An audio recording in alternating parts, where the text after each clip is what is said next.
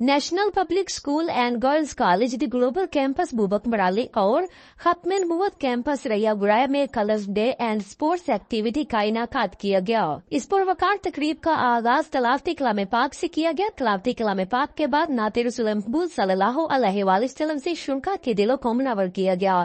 طلباء کے درمیان egg and spoon race, 3 leg race اور میوزیکل چیئرز کے مقابلوں کا انعقاد کیا گیا۔ طلباء نے بھرپور طریقے سے گیمز کو انجوائے کیا۔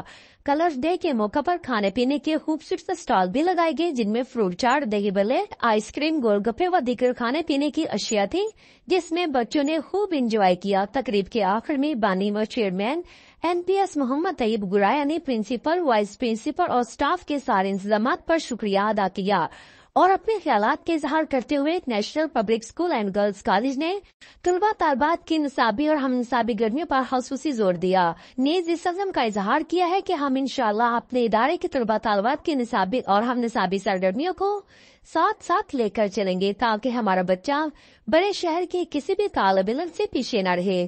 National public school and girls college اپنے علاقے کا واحد ادارہ ہے جس میں بچوں کی نصابی سرگرمیوں کے ساتھ ساتھ ہم نصابی سرگرمیوں پر بھی خصوصی توجہ دی جاتی ہے، جس کا کلر ڈے اور اسپورٹس ایکٹیویٹی منہ بولتا ثبوت ہے۔